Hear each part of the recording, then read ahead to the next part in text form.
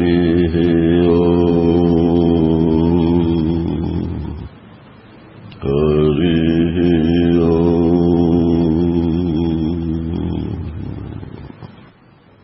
पवित्रा यद्वाणी प्रविशति विचित्रा हृदयदा तदाकाराच्छिन्ना भवति निखिलाकारघटिता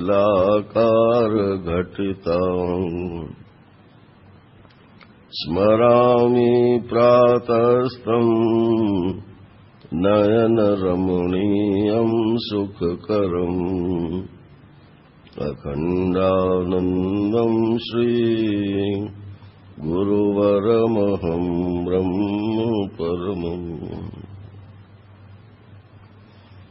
नारायणं नमस्कृत्य नरं चैव नरोत्तमम् देवीं सरस्वतीं व्यासं ततो जयमुदीरये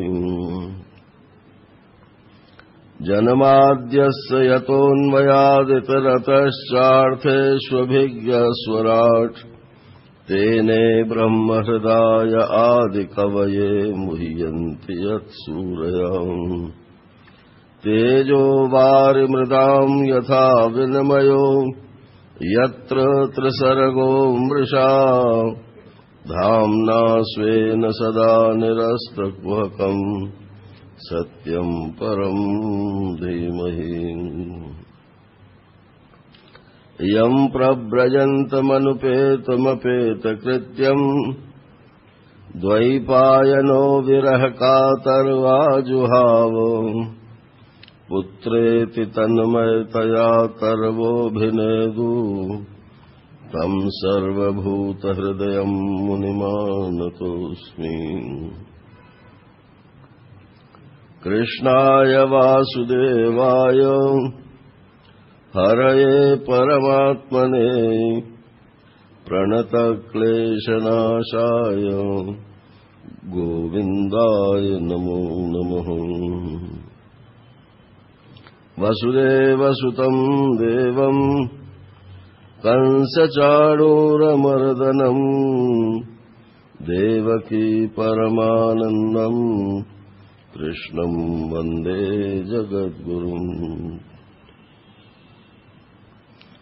मूकं करोति वाचालं पङ्गुं लङ्घयते गिरिं यत्कृपातमहं वन्दे परमानन्दमाधवम् ॐ नारायण नारायण नारायण नारायण बोलिए वृंदावन बिहारी लाल की जय।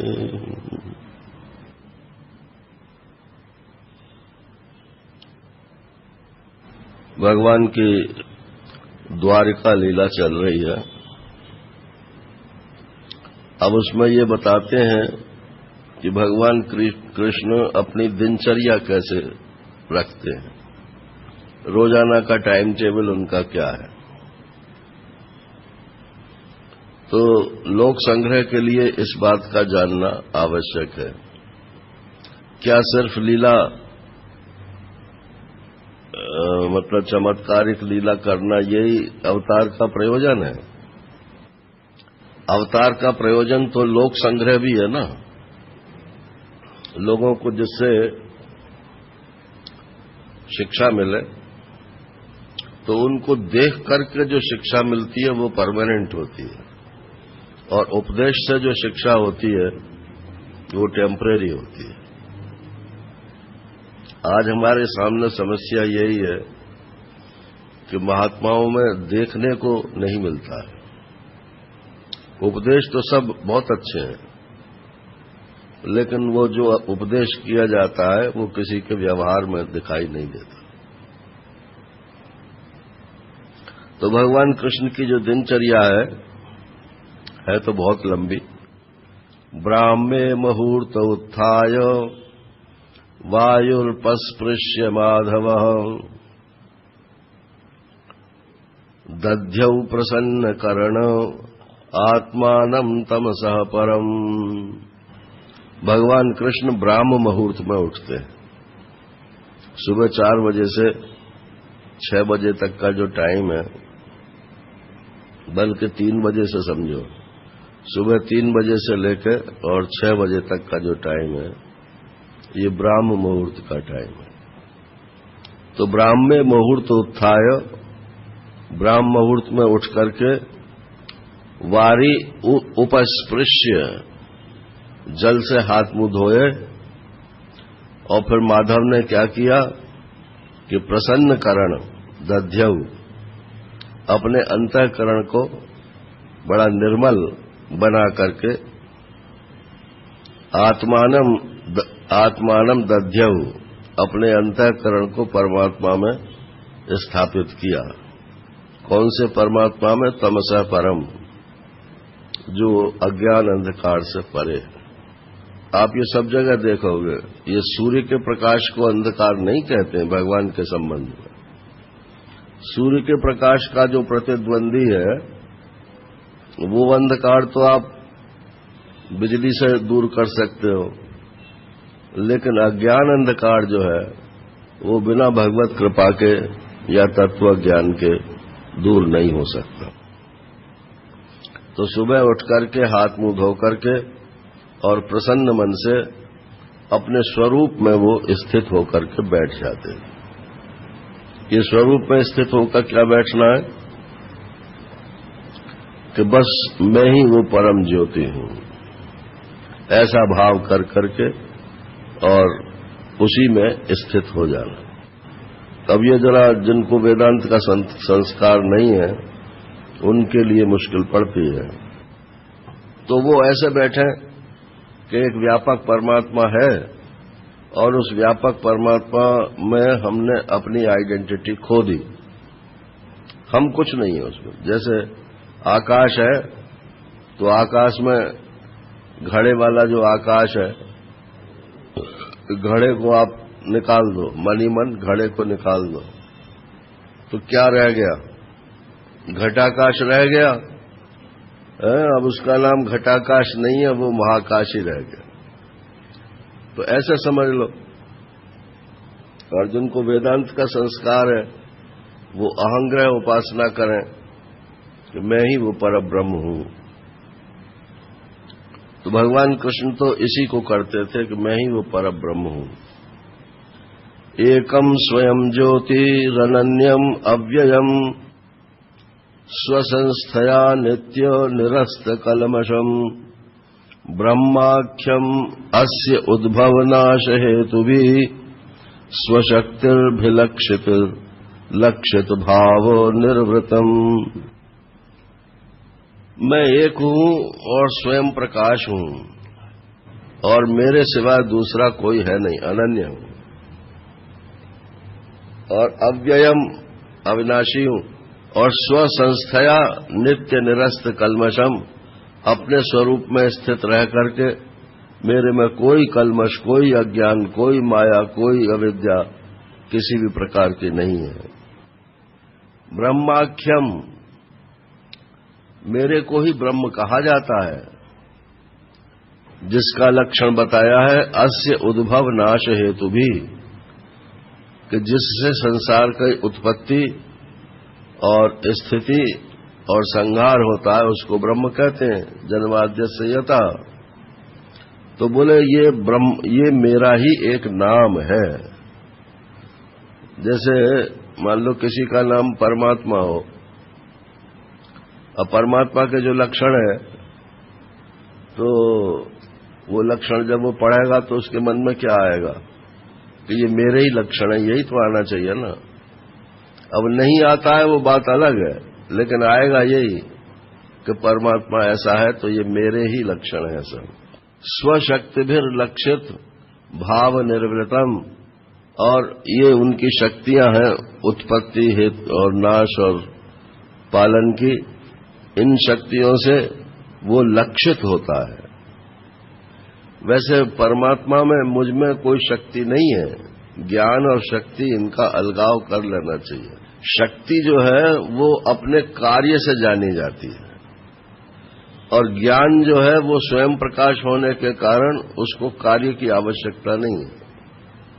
अच्छा, आप हो कि नहीं है तो इसमें कोई कार्य देखने की जरूरत नहीं है। बोले नहीं, मैं बोल रहा हूं इसलिए मैं हूं, मैं सुन रहा हूं इसलिए मैं हूं, तो कार्य से हमारा हुआ ना। तो कार्य से जब कारण का अनुमान किया जाता है तो वो अनुमान प्रमाण होता है और ज्ञान जो है वो किसी अनुमान का विषय नहीं है। मैं हूं तो हूं, बस हूं। अच्छा, मैं हूं ये मुझे ज्ञान हो रहा है कि नहीं? मैं हूं ये तो हो गया कि मैं हूं, लेकिन मैं हूं ये ज्ञान मुझे ही हो रहा है ना। तो ये मैं ज्ञान स्वरूप हुआ कि नहीं हुआ? तो मैं ज्ञान स्वरूप हो गया। अच्छा, मैं दुख रूप हूं कि आनंद रूप हूं? आनंद रूप है ना। तो क्यों है आनंद रूप? नहीं, वो तो युक्ति दो ना कि मैं आनंद रूप हूं इसलिए हूं। तो देखो, आनंद कहते हैं जो सुख में भी रहे और दुख में भी रहे। सुख में दुख नहीं रहता, दुख में सुख नहीं रहता, ये एक दूसरे के विरोधी हैं। और आनंद जो है वो किसी का विरोधी नहीं है, जो सुख में भी रहता है और दुख में भी रहता है। मान लो हमें कोई कष्ट आ पड़ा तो क्या हम नहीं रहेंगे या हमको अपना होना पना मालूम नहीं पड़ेगा? वो तो मालूम पड़ता रहेगा। तो इसी को आनंद बोलते हैं। निरपेक्ष सत्ता का जो ज्ञान है वही आनंद रूप है। तो इस प्रकार से वो अपना ध्यान करते थे। अब इसके बाद फिर वो उठ करके स्नान आदि किए। स्नान करके फिर यज्ञ, दान, तप, ये सब जो गृहस्थों के कर्तव्य हैं ये सब करते थे। ब्राह्मणों को खूब दान देते थे, गायों का दान करते थे और फिर कुछ नाश्ता पानी करके नारायण फिर जो है अपने ऑफिस में जाते थे। श्री कृष्ण का ऑफिस कौन सा था? जो सुधर्मा सभा थी, माने जहां राजकाज होता था, वहां जाकर के बैठते थे। वहां बैठ करके ये है, कल ये थी, परसों ये होगा। वो जो सुधर्मा सभा थी उसका नाम सुधर्मा सभा क्यों था कि उसमें बैठ करके मनुष्य को ये 6 ऊर्मियां नहीं सताती थी। 6 ऊर्मी कहलाती हैं ये। भूख प्यास ये स्थूल शरीर में होते हैं, शोक मोह ये सूक्ष्म शरीर में होते हैं और जन्म मृत्यु ये कारण शरीर में होती है। तो ये 6 ऊर्मियां जो है ये उनको नहीं सताती थी, उनके बारे में भूले रहते थे लोग, क्योंकि भगवान के दरबार में बैठ करके और किसी की मृत्यु नहीं हो सकती। आप रोजाना, एक वो समर्थ रामदास का शिष्य था, तो एक दिन उसे मृत्यु मिल गई रास्ते में। तो उसने कहा कि तू कौन है? कि मैं तेरी मृत्यु हूं। कि मेरी? कि हाँ। कि कब आएगी? तो उसने दिन बताया कि फलाने दिन आऊंगा। अब समर्थ रामदास से उसने जाकर कहा कि मुझे मृत्यु मिली थी और ऐसे कह रही थी। बोले कहने दे, तू मेरे पास आकर बैठ जा। अब वो उनके पास जाकर के बैठ गया और बोले कोई कितना भी कहे वहां से उठना मत मेरे पास से। जब तक तू मेरे पास बैठा रहेगा तब तक तेरी मृत्यु नहीं हो सकती। अब वो बैठा रहा, महाराज मृत्यु कई बार आई और चली गई देख देख के। समर्थ के पास बैठा था तो उसने यमदूतों ने जाके उनसे कहा, यमराज से, कि महाराज वो तो समर्थ के पास बैठ गया है, अब उसका खाता या तो फाड़ो आप और या कोई उसको लाने का जो है प्रबंध करो। तो उसको जो है हुक्का पीने की आदत थी शिष्य को। तो वो यमदूत जो है जाकर के बाहर ही, भीतर तो घुसा नहीं, बाहर से हुक्का गुड़गुड़ाने लगा। अब हुक्का गुड़गुड़ाने की वजह से उसके मन में वो वासना जो थी वो जग गई। और वो जब गुरुजी तो नहीं देख रहे हैं कहीं, और गुरुजी से आंख बचा के वो हुक्का पीने के लिए बाहर आया तो झट से उसने लपक लिया। तो इसी प्रकार से आप रोजाना परमात्मा के पास बैठिए उनके दरबार में, और ऐसा अनुभव कीजिए कि हमारी मृत्यु नहीं है, हम तो भगवान के दरबार में हैं। जितनी देर आपका ध्यान रहेगा उतनी देर आप निर्विघ्न बैठे रहेंगे नारायण। एक दिन क्या हुआ कि भगवान सुधर्मा सभा में जाके बैठे तो एक नया आदमी आया द्वारका में। द्वारपालों ने लाके उसे सभा में पेश किया, महाराज जी आपसे मिलना चाहता है। श्री कृष्ण ने पूछा क्या बात है? तो बोले मैं जरासंध के यहां से आया हूं। बोले जरासंध के यहां से? वो तो हमारा कट्टर दुश्मन है। तो बोले नहीं, जरासंध के यहां से नहीं आया हूं, जरासंध ने जो 20,000 राजा कैद कर रखे हैं उनकी तरफ से मैं अर्जी लेके आया हूं। क्या है कि जो राजाओं ने उसका हुक्म नहीं माना, उसकी अधीनता स्वीकार नहीं की, तो उसने उनको सबको बंद कर दिया, और न भोजन देता है न पानी देता है।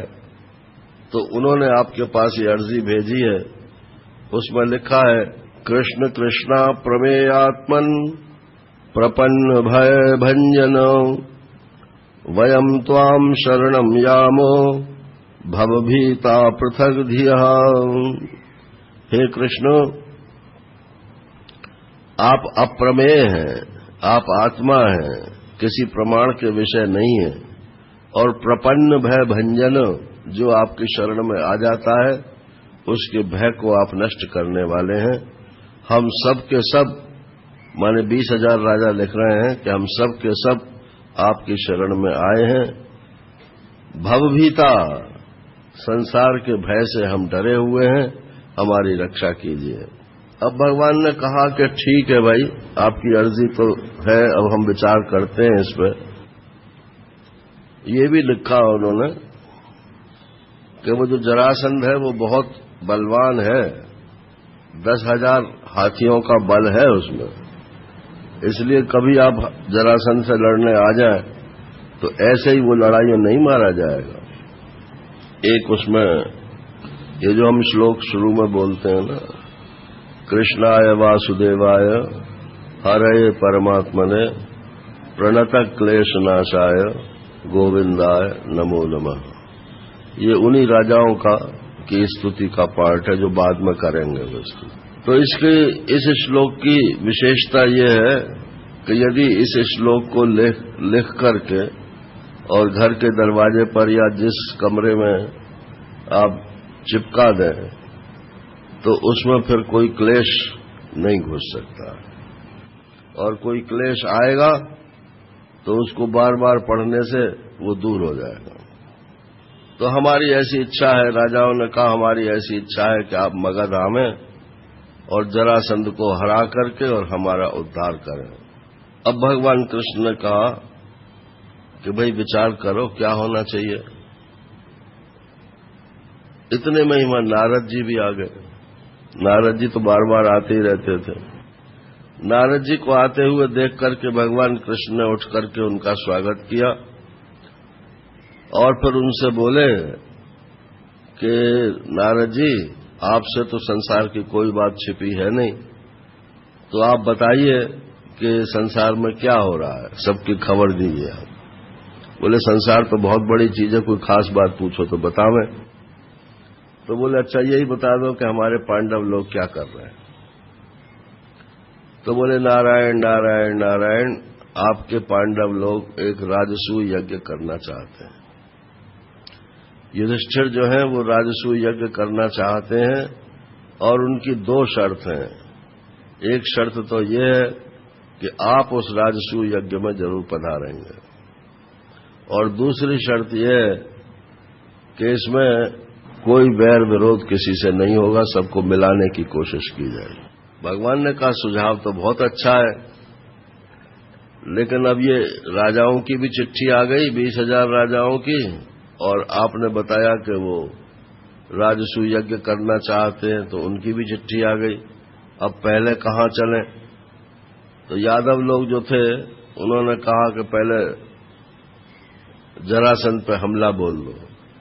तो भगवान कृष्ण ने कहा कि मैं तुम्हारी बात नहीं मानूंगा। उद्धव जी आप बताइए, पहले हमको राजसूय यज्ञ करना चाहिए या पहले जरासंध को मारना चाहिए?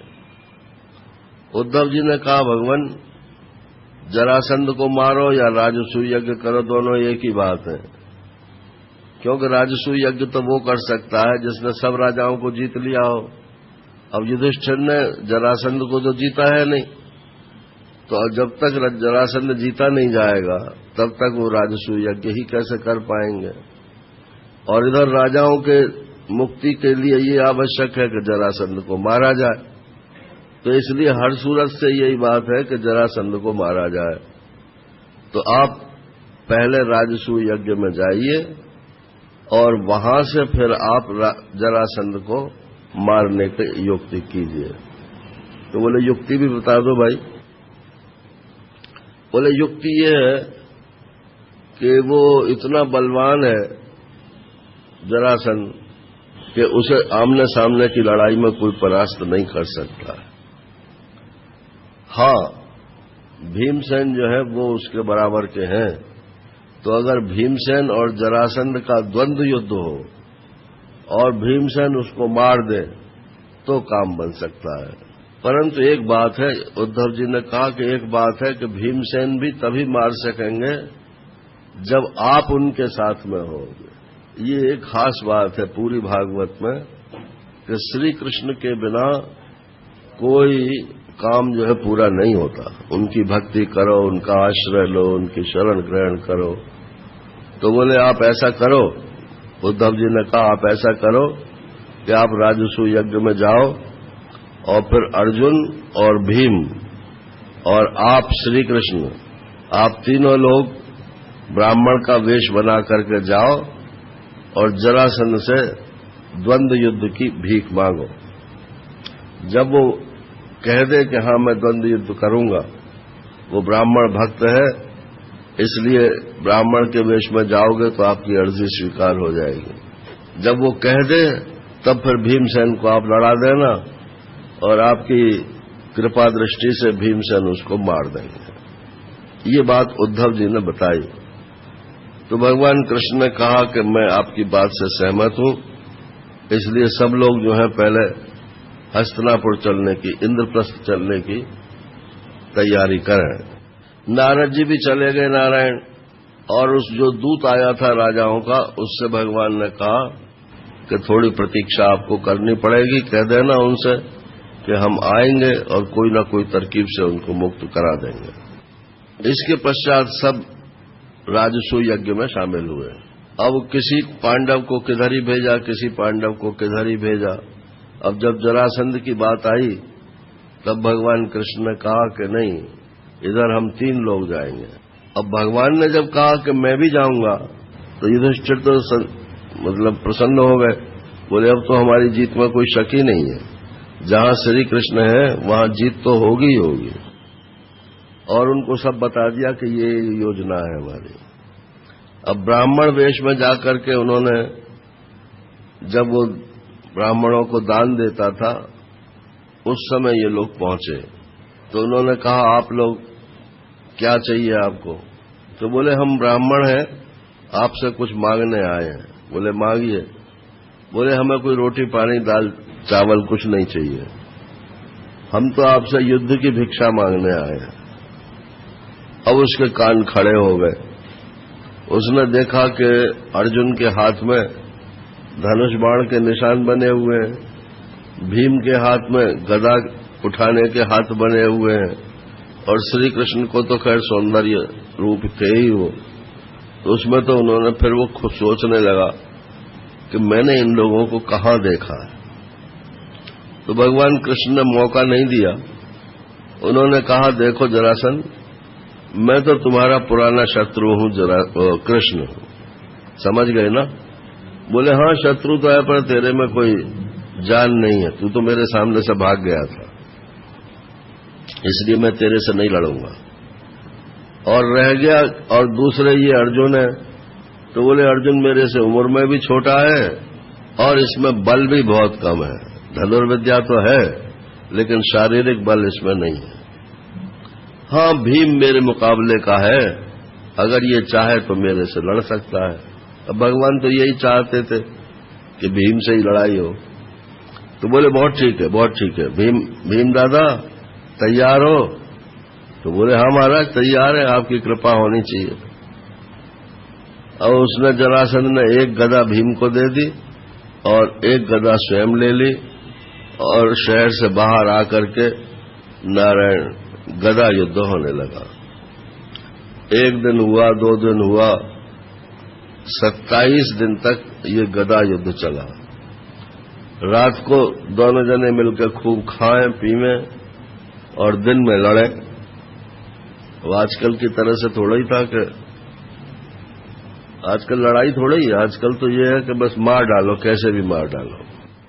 28वें दिन जो है भीमसेन ने श्री कृष्ण से कहा महाराज अब मेरे बस की नहीं है लड़ना, एक एक गांठ मेरी टूट गई है।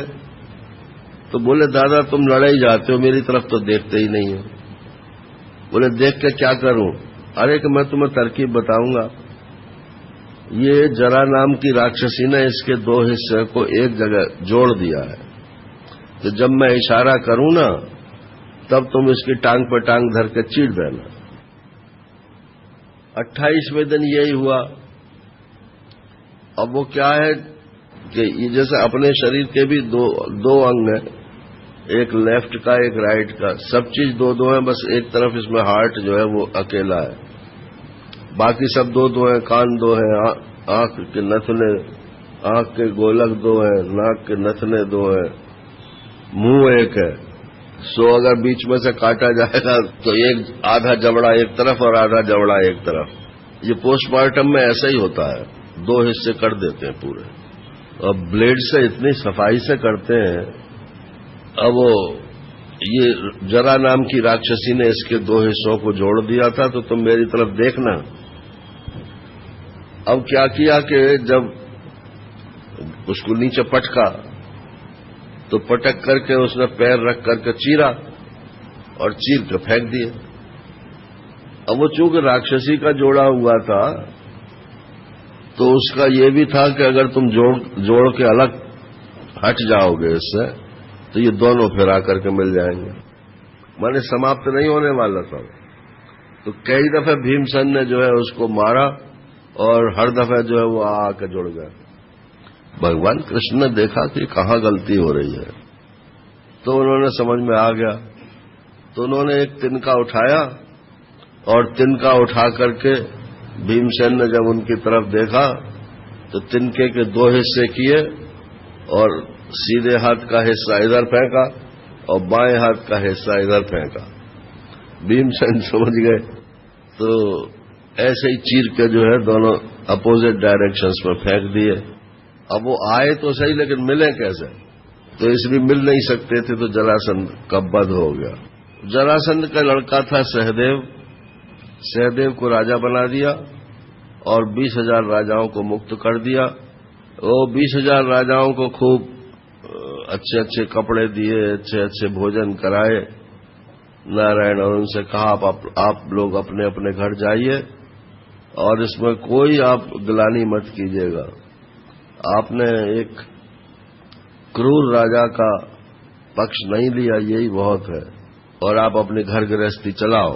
भगवान ने कहीं उपदेश ये नहीं दिया कि तुम लोग जो है सब बाबाजी हो जाओ। श्री कृष्ण ने किसी को उपदेश नहीं दिया। यहां तक कि अर्जुन को भी उपदेश दिया तो यही दिया कि तुम तो कर्म करो, कर्म करो। हाँ, उद्धव जी से जरूर कहा कि तुम बद्र का आश्रम चले जाओ और वहां जाकर तपस्या करो। तो उनसे क्यों कहा? क्योंकि उनकी तो शादी वादी हुई नहीं थी, अकेले ही थे वो, जो अभी गृहस्थ आश्रम में घुसा ही नहीं है नारायण। उसके लिए तो यही बात ठीक है कि वो गृहस्थ आश्रम के अनुसार अपना जीवन चलावे, और जो अभी घुसा नहीं है, घुसने वाला है या घुसना चाहता है या नहीं चाहता है वो सोच सकता है कि मैं घुसूं या नहीं घुसूं। तो जैसे उद्धव जी थे तो भगवान ने कहा नहीं, तुम्हें गृहस्थ आश्रम में नहीं घुसना, अब तुम तपस्या करने निकल जाओ। तो इसको नैष्ठिक ब्रह्मचर्य बोलते हैं।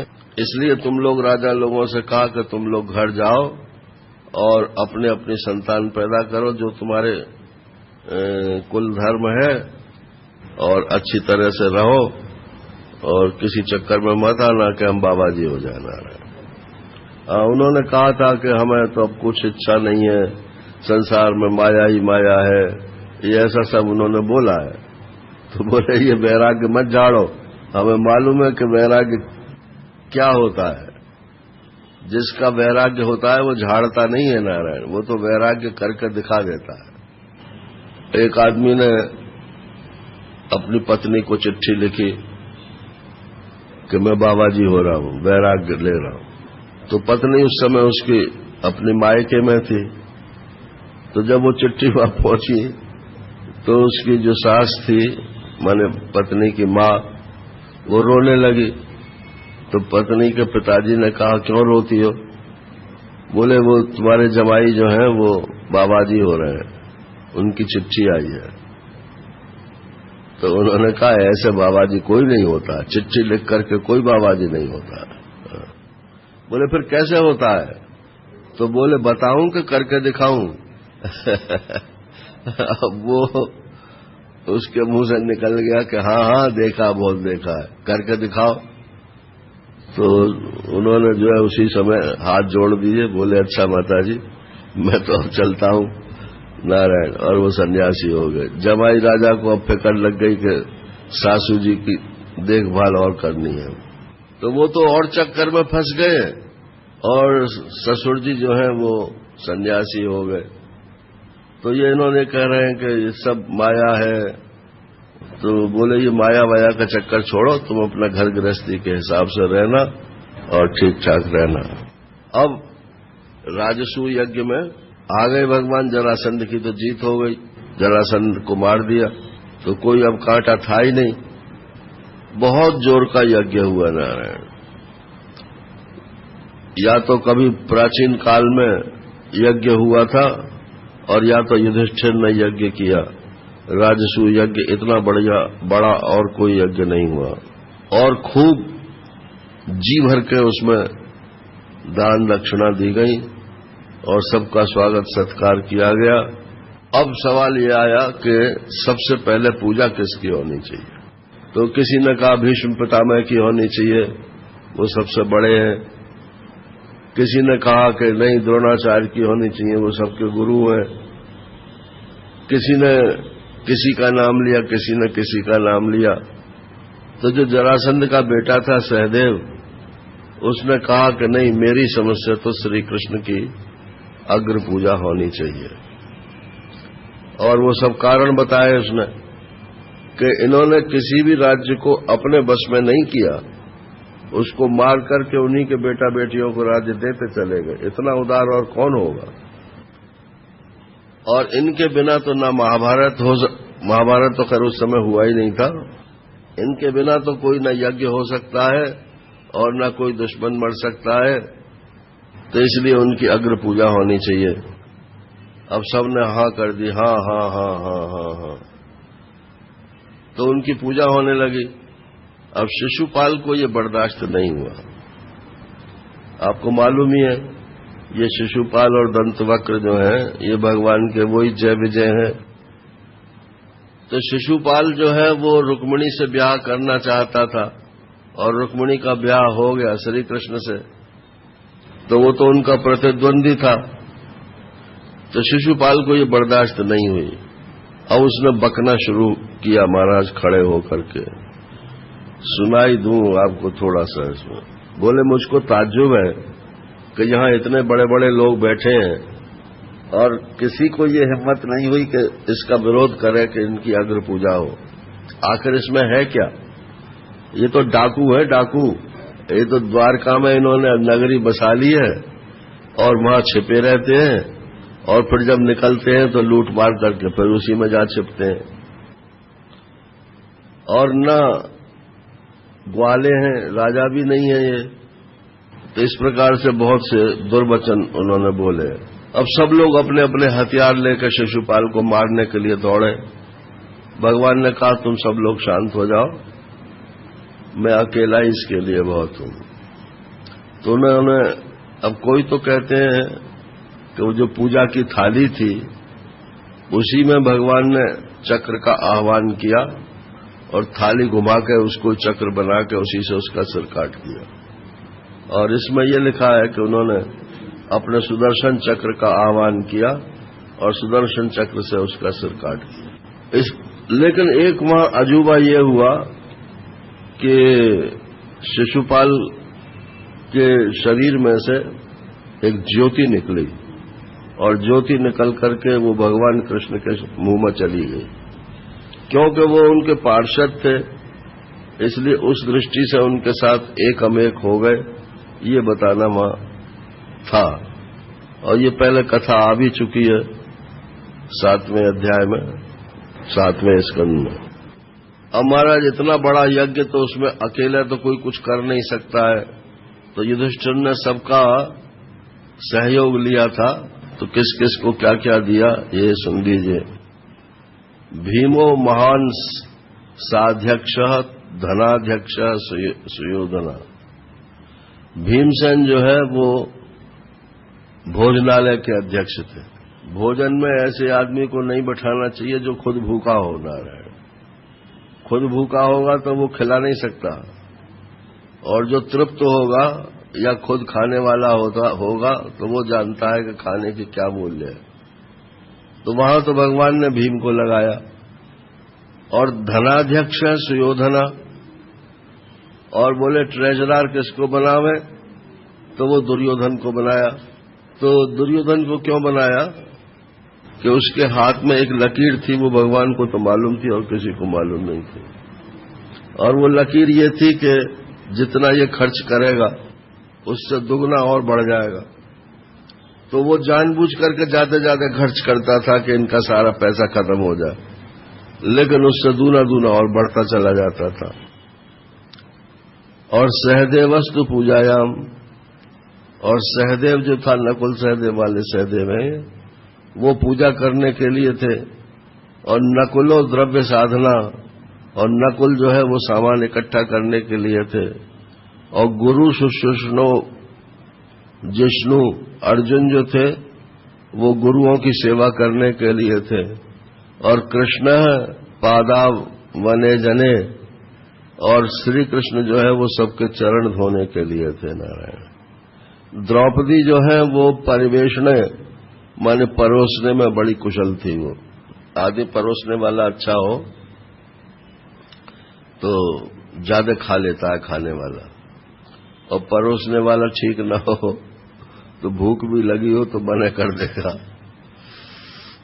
बोले अब आप तो लेंगे ना, एक रोटी तो लेंगे ना। अरे जब तुम ही कह रहे हो कि एक रोटी लेंगे, अरे यूं कहोगे नहीं एक तो लेनी पड़ेगी आपको। तो द्रौपदी को परोसने की कला मालूम थी, तो द्रौपदी को लगाया उसमें।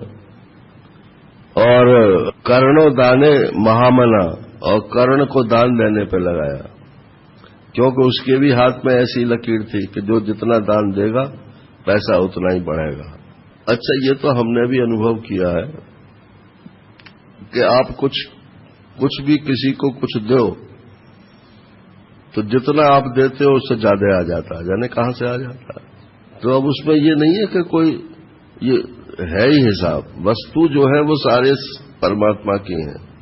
जब आप परमात्मा समझ करके उसका वितरण करते हो तो वो परमात्मा और देता है। जैसे कुएं में से पानी निकाल लो तो कुएं में और नया नया पानी आता जाता है, इसी प्रकार से। अब इनको अग्निदेव ने तो खांडव वन जलाया था। वो अर्जुन ने खांडव वन जला करके अग्निदेव को वनस्पति खिलाई थी, इसलिए अग्निदेव ने तो इनको एक रथ दिया था, और भी उस रथ से संबंधित कई चीजें थीं। और ये मैदानव ने इनका ये महल बनाया था, और महल ऐसा था ये ऐसे पत्थर लगे हुए थे कि पानी में स्थल मालूम पड़े और स्थल में पानी मालूम पड़े, जल में थल, थल में जल। हमारा जो दुर्योधन जो है उसमें से निकला, अमर था तो नहीं, पानी तो था नहीं, तो उसने कपड़े ऊपर कर लिए, और जहां पानी वास्तव में था उसने कहा यहां पानी होगा नहीं पहले की तरह से, तो वैसे ही चलता चला गया, तो उसमें गुड़प से चला गया।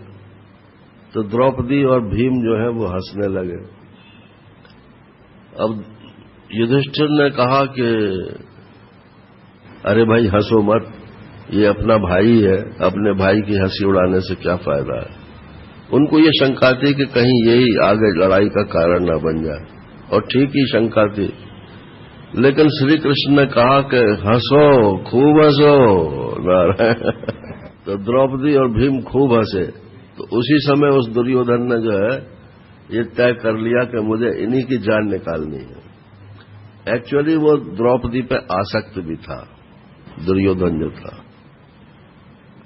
स्वयंवर में भी गया था वो, लेकिन वहां तो वो भेद नहीं कर सका। कर्ण कर सकता था, उसको श्री कृष्ण ने काट दिया कि ये सूत पुत्र है। तो जले भुने बैठे थे ये सब के सब। ये हंसना जो था यही आगे महाभारत का कारण बन गया। इसमें लिखा है निवार्यमाणा अप्यंग राज्ञा कृष्णानुमोदिता। भगवान कृष्ण ने तो इसका अनुमोदन किया कि हंसो, और राजा ने जो है इसका विरोध किया कि नहीं, हंसना नहीं चाहिए। कोई गिर पड़ा तो उसमें हंसने की क्या बात है, उसकी कुछ सहायता कर सकते हो तो करो। अब भगवान तो यहीं इंद्रप्रस्थ आए हुए थे, एक बार की बात है। तो शिशुपाल का साथी था शाल्व। तो शाल्व जो है ये शिशुपाल का साथी होने की वजह से कृष्ण से दुश्मनी मानता था। तो इसने शाल्व के पास एक विमान था जो उसने शंकर जी से प्राप्त किया था। लोहे का विमान था, आजकल का ही कोई एरोप्लेन टाइप की चीज होगी। तो इसने कहा मुझे ऐसा विमान दो जो कोई भी यदुवंशी उसको न गिरा सके, और यदुवंशी नहीं, श्री कृष्ण भी न गिरा सके। ऐसा विमान शंकर जी ने दे दिया। वो तो भोले भंडारी हैं, तो वो विमान लिए हुए घूमता रहता था।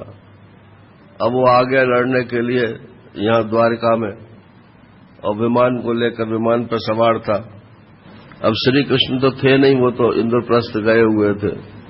तो जो प्रद्युम्न थे उन्होंने उसका मुकाबला किया। अब लड़का तो लड़का ही है नारायण, प्रद्युम्न ने लड़ाई तो खूब की, लेकिन जब वो घायल हो गए तो उन घायल प्रद्युम्न को उनका सारथी जो था वो उठा के ले गया। तो प्रद्युम्न ने कहा तुम मुझे क्यों उठा के ले आए, लोग तो कहेंगे ये रण में से भाग गया।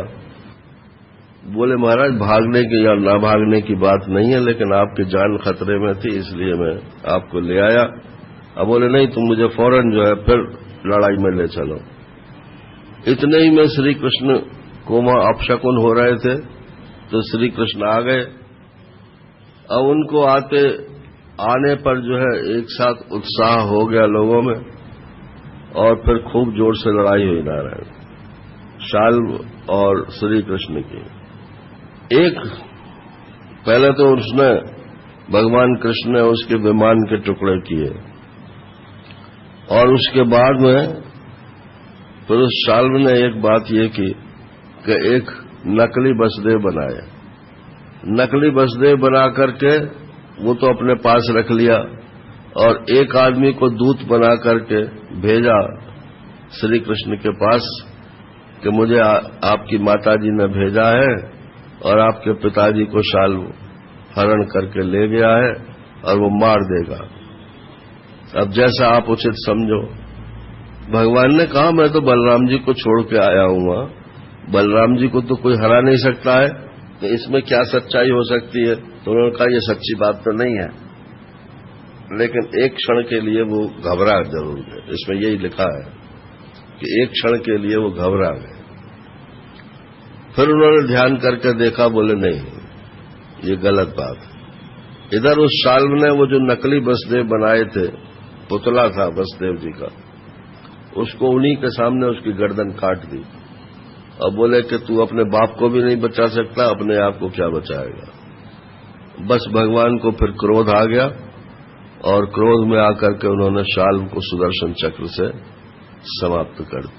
अब इसमें हाथ की हाथ ये बताते जाते हैं कि भगवान को ऐसा क्यों हो गया, मतलब घबरा क्यों गए। जब वो भगवान थे तो घबरा क्यों गए। तो बोले भगवान थे परंतु लीला के लिए वो घबरा गए, मनुष्य जैसी लीला कर रहे थे। भगवान का कोई माँ बाप होता है क्या? तो माँ बाप तो आदमी के होते हैं। तो आदमी के माँ बाप अगर उनके सामने मारे जाएं तो आदमी की लीला करने वाले को तो वैसा ही अभिनय करना पड़ेगा ना, कि जैसे मान लो घबरा गए हो। अब जब ये शिशुपाल तो पहले ही मर गया था, अब ये शाल भी मर गया उसका मित्र। अब शिशुपाल का भाई दंतवक्र जो है वो आ गया मैदान में। ये दंतवक्र तो वैसे कुछ था ही नहीं, मैंने कोई इसमें जोर नहीं था, शक्ति नहीं थी। अब अपना ऐसे ही चहलकदमी करते हुए एक गदा लेकर के वहां आ गए। सो पहले ही हपट्टे में उनका काम तमाम हो गया। दंतवक्र और उसके बाद विदुरथ वो भी चले गए ऐसे ही। तो जय विजय का तो काम पूरा हो गया, जो इस जन्म में जो भगवान को करना था। मतलब ये तो मर करके भगवान के लोक में चले गए। दंतवक्र की शिशुपाल की ज्योति तो उनके मुंह में समाई गई थी, दंतवक्र की भी उनके मुंह में समा गई और ये दोनों बैकुंठ चले गए। अब इसके बाद में बलराम जी का प्रव्रजन की कथा प्रारंभ होती है। बलराम जी को असल में लड़ाई झगड़ा पसंद नहीं था और श्री कृष्ण की नीति भी उनको पसंद नहीं थी कि चाहे जिससे ही झगड़ा कर लेते हैं और फिर पढ़ना हमको भी पड़ता है बीच में। तो एक नाम इनका संकर्षण है ना, तो वहां आया था ना दशम स्कंद शुरू में ही कि ये सब लोगों में बीच बचाव कराने की कोशिश करेंगे, इसलिए इनका नाम संकर्षण भी होगा। तो ये तीर्थ यात्रा के लिए निकल गए। उनका यहां नहीं रहेंगे तो फिर किसी झगड़े में नहीं पड़ना पड़ेगा। तीर्थ यात्रा करते करते ये नैमिषारण्य पहुंचे। नैमिषारण्य में रोमहर्षण सूत जो थे वो कथा कह रहे थे और बड़े बड़े ऋषि, शौनकादि ऋषि जो हैं वो कथा सुन रहे थे। तो जब ये पहुंचे तो सब ऋषियों ने खड़े होकर उनका स्वागत किया। लेकिन वो जो कथावाचक सूत थे रोमहर्षण, उनके पिता ब्राह्मण थे लेकिन माता जो है वो ब्राह्मणेतर थी, तो इसलिए उनकी गिनती ब्राह्मणों में नहीं थी। तो जब वो खड़े नहीं हुए तो इन्होंने कहा कि ये एक तो जाति का तो सूत, और फिर भी जो है ये मेरे उसमें खड़ा नहीं हुआ जबकि सारे ऋषि खड़े हुए। तो इनको गुस्सा आया और इन्होंने गुस्सा करके उसको वहीं काम तमाम कर दिया। अब जब काम तमाम कर दिया तो सारे ऋषि जो है बलराम जी के ऊपर टूट पड़े, आपने ये क्या किया, आपने तो ये ब्रह्म हत्या की है, इसका आपको अपराध का दंड भुगतना पड़ेगा। बोले भाई ब्राह्मण कैसे, तो ब्रह्म हत्या कैसे हो गई। बोले हमने अपना ब्राह्मणत्व इनको दे रखा था कथा कहने के लिए और हमने इनको अपने से ऊपर बैठाया है, इसलिए इसमें इनका कोई दोष नहीं था।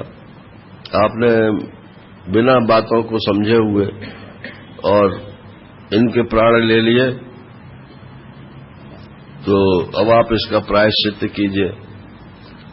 बोले अच्छी बात है, प्रायश्चित्त तो मैं कर लूंगा जो आप लोग बताओगे, मगर इस समय पहली व्यवस्था तो ये होनी चाहिए कि आपको कथा कौन सुनाएगा।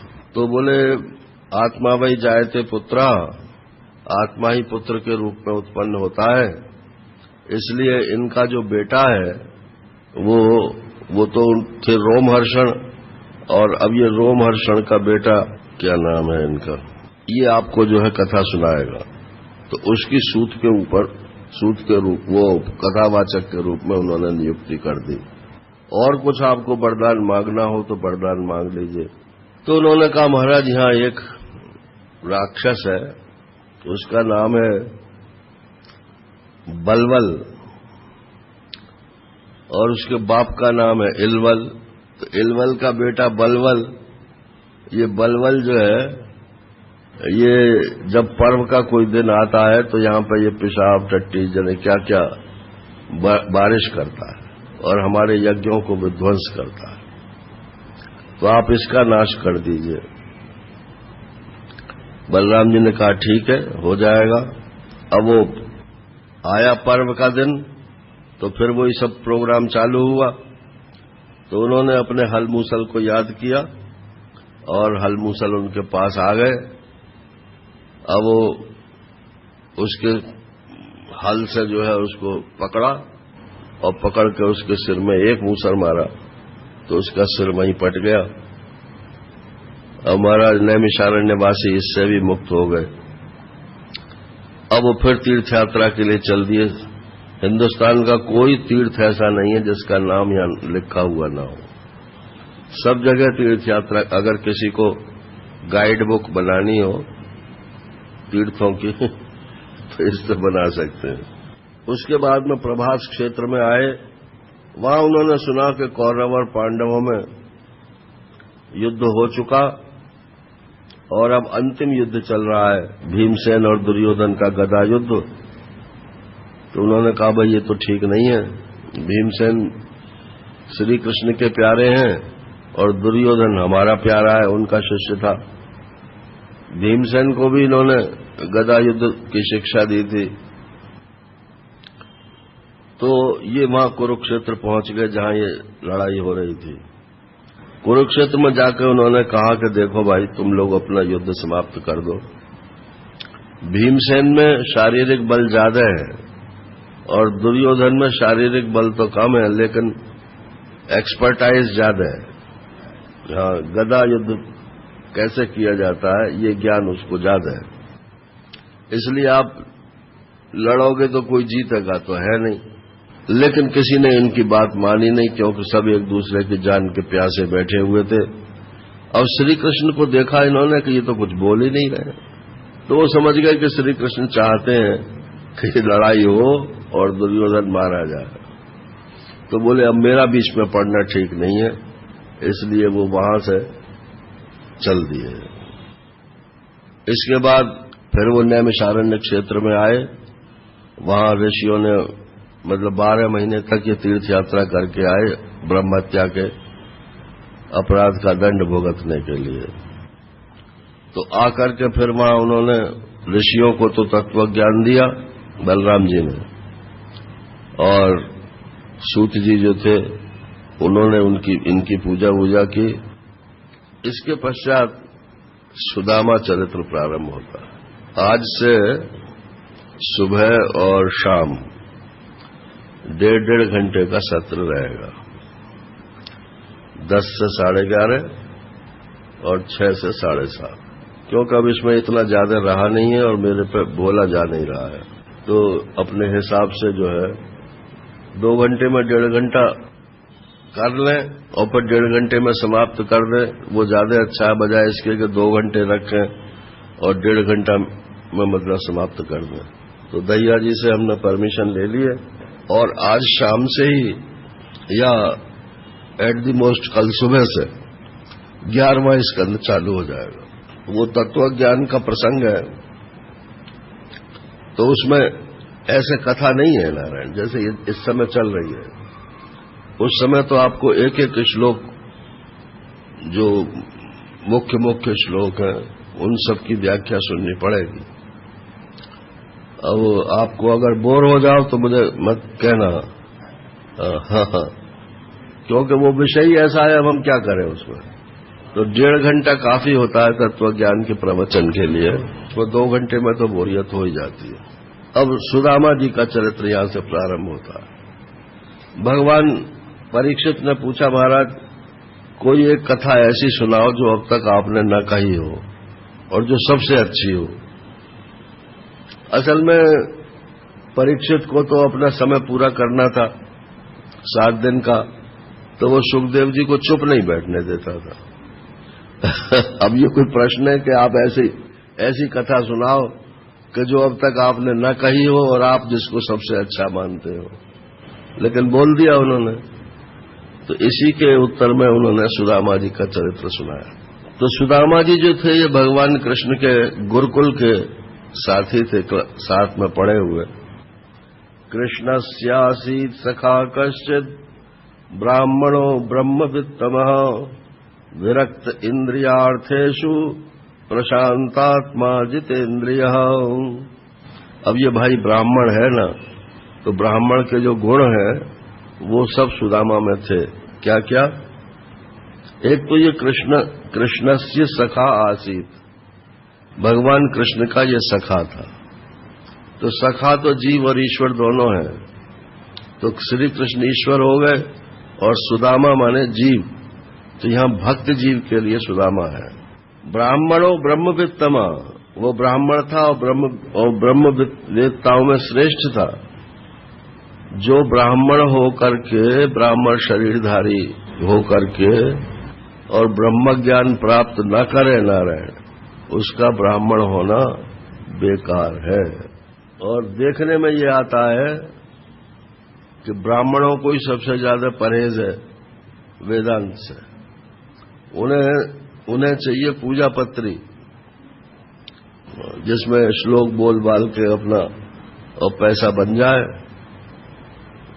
ऐसा काम चाहिए। अब तत्व ज्ञान में तो ये सब कुछ होता नहीं है, इसलिए वो इससे परहेज करते हैं। तो इसलिए लिख दिया ब्रह्मवित्तमा, ब्रह्मवेत्ताओं में वो श्रेष्ठ थे। और विरक्त इंद्रियार्थेषु, इंद्रियों के जो विषय हैं उनसे विरक्त थे। और प्रशांतात्मा, अंतःकरण उनका शांत था। और जितेंद्रिया, इंद्रिया उनकी जीती नहीं थी। तो सब हो गए ना, इंद्रियां जीती हुई हैं, अंतःकरण शांत हैं और विषयों में कहीं विषयों में विरक्ति है और भगवान की भक्ति है। और क्या चाहिए ब्राह्मण के लिए? यही चाहिए। तो ब्रह्मज्ञानी है। यदृच्छयोपपन्नेनो वर्तमानो गृहाश्रमी तस्य भार्या कुचैलस्य क्षुतक्षामा च तथा विधा। यदृच्छया जो उपपन्नेनो, बस जो भाग्य से मिल जाता था, कमाते धमाते नहीं थे। ब्राह्मण जो है उनके कमाने के लिए यज्ञ यागादि की वृत्ति बनाई थी, लेकिन ये कर्मकांड का विषय है। इसलिए जो ब्रह्मज्ञान की तरफ चले जाते हैं और विरक्त हो जाते हैं, उन्हें कर्मकांड नहीं करना आता। तो फिर आमदनी क्या हो, आमदनी का जरिया क्या हो? तो इसलिए कहा यदृच्छया उपपन्नेनो, बस भाग्य से जितना उन्हें अपने आप मिल जाता था किसी ने दे दिया। वर्तमानो गृहाश्रमी, और गृहस्थाश्रमी थे वो। और तस्य भार्या कुचैलस्य, वो उनकी जो पत्नी थी वो बड़े मैले कपड़े पहने रहती थी, क्योंकि एक ही साड़ी रही होगी बेचारी के पास। और क्षुत क्षामा च तथा विधा, और भूख से जो है उनका शरीर दुर्बल हो रहा था, माने भरपेट रोटी भी उनको नसीब नहीं थी, लेकिन जैसे तैसे करके अपना गुजारा कर रहे थे। लेकिन फिर भी कमाते कुछ नहीं थे। अब इसे क्या बोलोगे? जिद्द बोलोगे या अपने स्वधर्म का पालन बोलोगे? तो स्वधर्म का पालन ही कर रहे थे।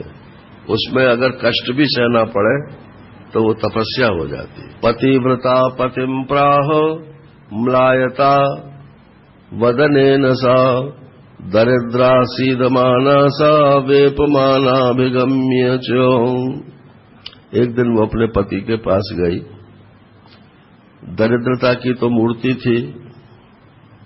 बोले, प्रभु ननु ब्रह्मन भगवता सखा साक्षात शिष्यपति साक्षात श्रियपति ब्रह्मणि ब्रह्मण्यश्च शरण्यश्च भगवान सात्वतरर्षभ।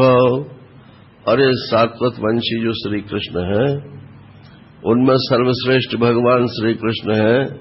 वो ब्रह्मण्य भी है और शरण्य भी है, माने ब्राह्मणों की वो रक्षा करते हैं और शरणागत की रक्षा करते हैं।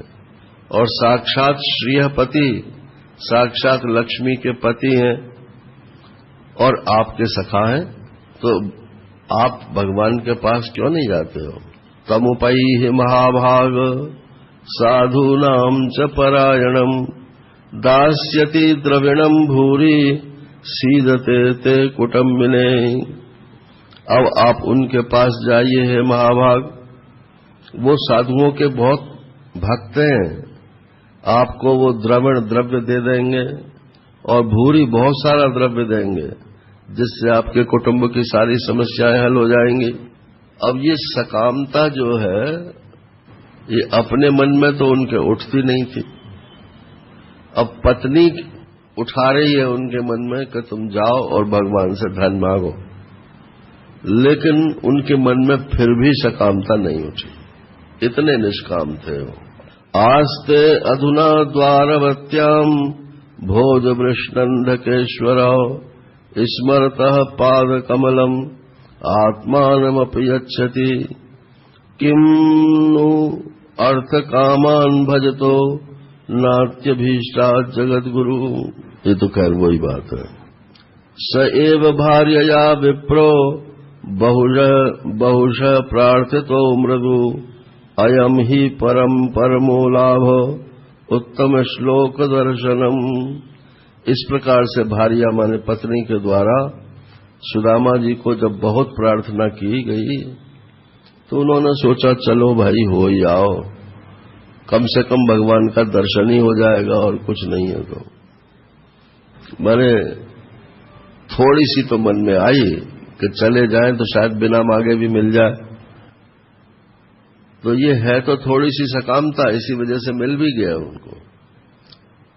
लेकिन वो चूंकि पत्नी के कारण थी, इसलिए वो उनका अवगुण नहीं बना, मोक्ष में उनकी कोई बाधा नहीं हुई। इति संचिन्त्य मनसा गमनाय मतिम दधे अप्यस्य उपायनम किंचित गृहे कल्याणी दीयताम। तुम्हारे पास कोई उपायन है? भेंट देने के लिए कुछ सामग्री है? अगर कुछ सामग्री हो तो दे दो। इतने बड़े राजा के पास जाएंगे तो कुछ भेंट लेकर जाना चाहिए। इति संचिन्त्य मनसा गमनाय मतिम दधे अप्यरूपस्य उपायनम किंचित गृहे कल्याण दीयताम।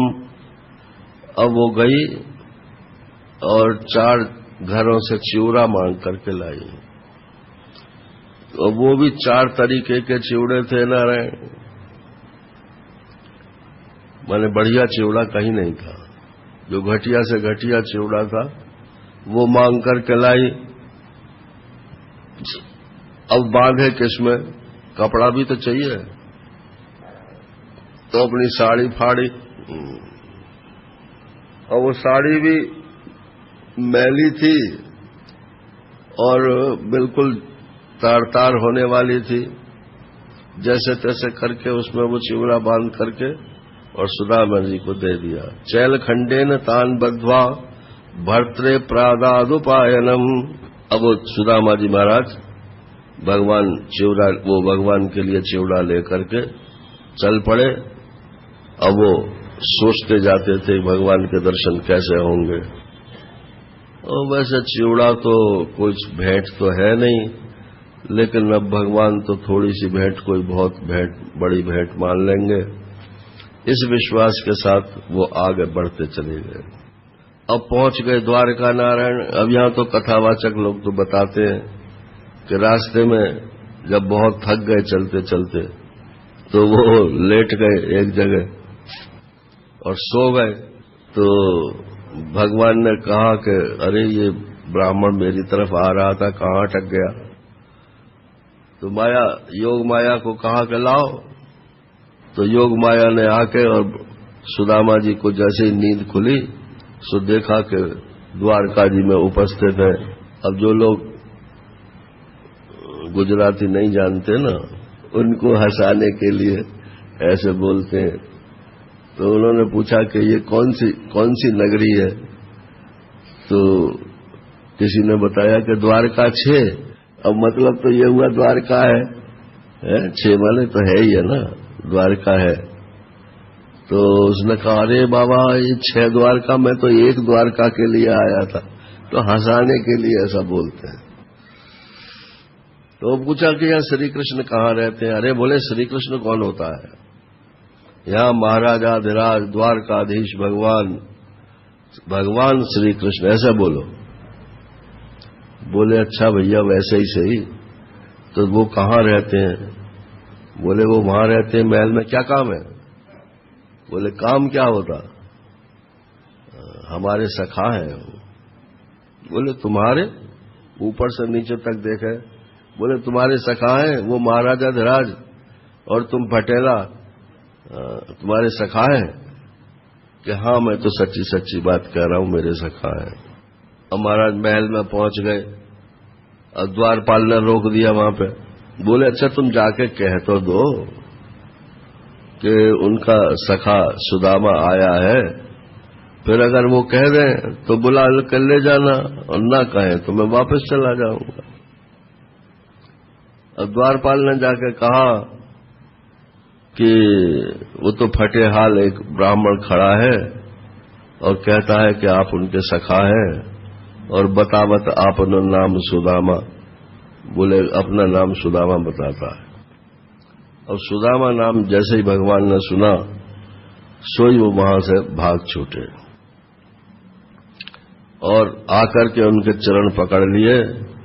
और उनके चरण में सब फटे हुआ था, क्योंकि पैदल चल के आए थे।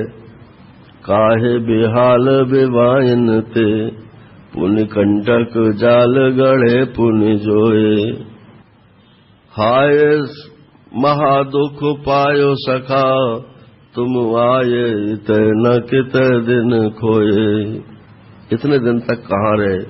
जब इतनी परेशानी में थे तो पहले ही आ जाते। तो देख सुदामा की दीन दशा, करुणानिधि कर करुणानिधि रोए। करुणा करके करुणानिधि रोए। पानी परात को हाथ छुओ नहीं, और नैनन के जल सो पग धोए। अपने नैनों के जल से ही सुदामा जी के चरण उन्होंने धोए, और धो करके कहा कि इतने दिन तक कहाँ रहे, आ जाते तो अच्छा था, हमको भी दर्शन आपके जल्दी हो जाते। अब महाराज चाकर के पलंग पे बैठा दिया रुक्मिणी जी के महल में। और उन्होंने कहा कि श्री कृष्ण तुम्हारा विवाह तो हो ही गया होगा। बोले हाँ हाँ, अभी मैं सबसे परिचय कराता हूं। अब ये भी कथावाचकों की बात सुना रहा हूं, अभी सबसे परिचय कराता हूं। तो रुक्मिणी जी से कहा कि बाबा के पैर छुओ। तो आई वो, उन्होंने चरण स्पर्श किया। बोले रुक्मिणी है ये, मेरी पत्नी। फिर सत्यभामा आई, फिर उसने जो है पैर छुए, ये मेरी पत्नी। अब महाराज वो तो लाइन ही खत्म ना हो तो वो ऐसे सुनाते हैं कि सौभाग्यवती भव, सौभाग्यवती भव। अब इतने शब्द बोलते बोलते उनका तो मुंह सूख गया। 16,108 पत्नियां, सबको एक एक करके इंट्रोड्यूस कराना। तो फिर वो सौभाग्यवती शब्द छोड़ दिया उन्होंने। बोले भाव भाव भाव। और फिर वो हंसाने के लिए कहते हैं कि भव भव के बाद वो कहने लगे भो भो भो। उसके बाद भगवान ने कहा कि अच्छा हमारी तो तुमने पूछ ली, लेकिन तुम्हारी शादी हुई कि नहीं हुई? बोले हाँ हो तो गई है। बोले हो तो गई है क्या मतलब है? क्यों क्या बतावें, हमारी शादी होनी न होनी बराबर है। बेचारी पढ़ी लिखी नहीं है, ब्राह्मणी सेवा करती रहती है, बस इतना ही है। और कुछ बात उन्होंने नहीं बताई। तो बोले फिर तो मेरे लिए उन्होंने कोई सौगात जरूर भेजी होगी। अब वो दिखावे नहीं डर के मारे चिवड़े को कि इतने बड़े महल में और जरा से फटे कपड़े की चिवड़ा का क्या करे। तो भगवान ने, वो तो सब जानते ही हैं, तो उन्होंने उसके बगल में से वो चिवड़ा की पोटली जो थी वो खींच ली। खींच ली तो वो तो फटा हुआ कपड़ा था, ही फट गया। चिमड़ा जो था वो नीचे बिखर गया। अब नीचे बिखरे हुए चिमड़े को उन्होंने एक मुट्ठी लेके अपने मुंह में डाल लिया। जब दूसरी मुट्ठी भरने लगे तो रुक्मिणी ने हाथ पकड़ लिया।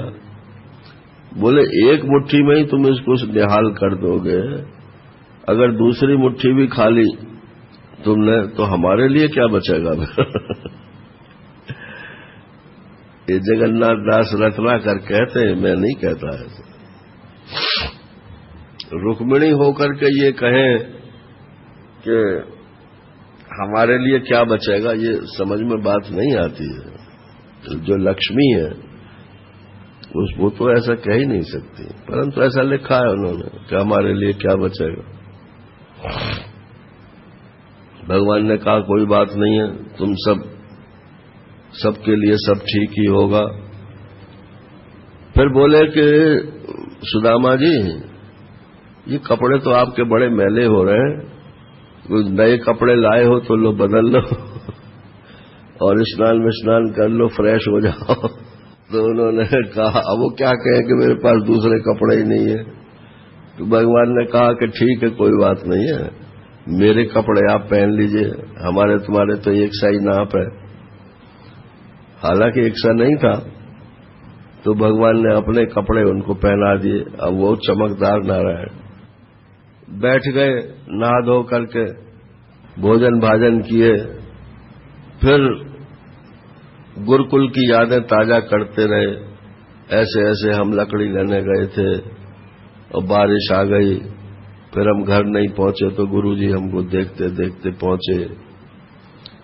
अब लोगों ने इसमें कथा जोड़ ली है कि वो भगवान के हिस्से का चने खा गए थे, इसलिए वो दरिद्र हो गए, और उस दिन इतवार था, इसलिए इतवार को चने नहीं खाने चाहिए।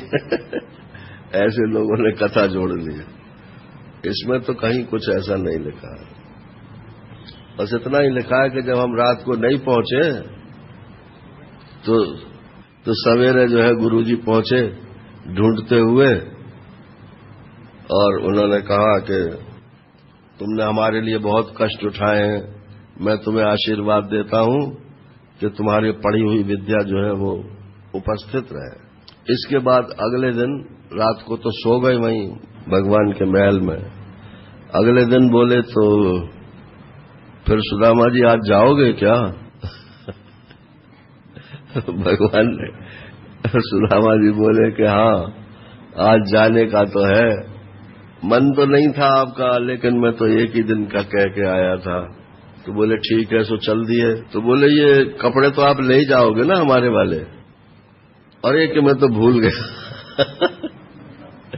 तो वो कपड़े उतारे और अपनी फटी धोती जो है वो पहन ली, और पहन के नाम लठिया टेकते हुए फिर चल दिए। एक धेला भी भगवान ने नहीं दिया। अब रास्ते में सुदामा जी विचार करने लगे, मैं ब्राह्मणी को क्या जवाब दूंगा जाकर के, कैसे मेरे मित्र हैं कि एक धेला भी नहीं दिया उन्होंने। खैर उन्होंने सोचा होगा कि इसको धन दौलत मत दो, नहीं तो ये माया के चक्कर में पड़ जाएगा, तो इसलिए नहीं दिया तो अच्छा ही हुआ, मैं तो किसी तरह से गुजारा कर ही लूंगा। बात तो सिर्फ ब्राह्मण ही की थी, उसी के कहने से मैं गया था।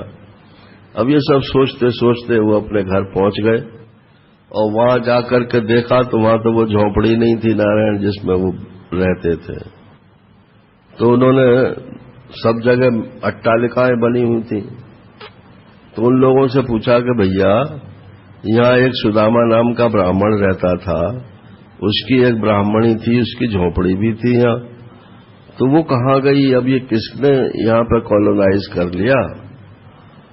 तो लोगों ने कहा कि हाँ हाँ देखो वो आ रही है सुदामा की पत्नी।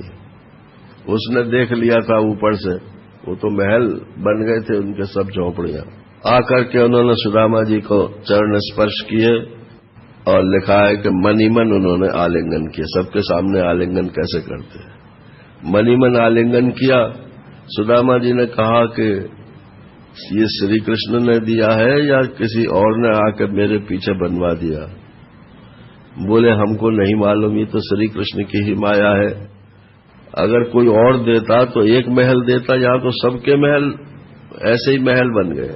तो सुदामा जी चले गए अपने महल में, लेकिन उन्होंने कहा मैं तो महल में नहीं रहूंगा, तुम रहो, तुम्हारे लिए ही मैं गया था और तुम्हारे लिए भगवान ने दिया है, मैं तो अपनी झोपड़ी डाल के बाहर ही रहूंगा। तो उन्होंने अपनी झोपड़ी फिर डाल ली और उसी में वो अपना गुजारा करने लगे। ये सुदामा जी का चरित्र भगवान की ब्राह्मणों की वत्सलता दिखाने के लिए है। और कितना आदमी निष्प्रिय हो सकता है, ये भी जो भगवान के भक्त होते हैं वो निष्प्रिय ही होते हैं। तो ये इसकी विशेषता है। तो शाम को ये प्रसंग पूरा हो जाएगा। ये 81 अध्याय हो गए, अब सिर्फ 19 अध्याय हैं। तो 19 अध्याय, इसमें कथा ही ज्यादा है, तो ये शाम को पूरा हो जाएगा। हरि ओम पूर्णमदा पूर्णमिदम् पूर्णात् पूर्णमुदच्यते पूर्णस्य पूर्णमादाय पूर्णमेवावशिष्यते। ओम शांति शांति शांति। हरि ओम श्री गुरुभ्यो नमः। हरि ओम।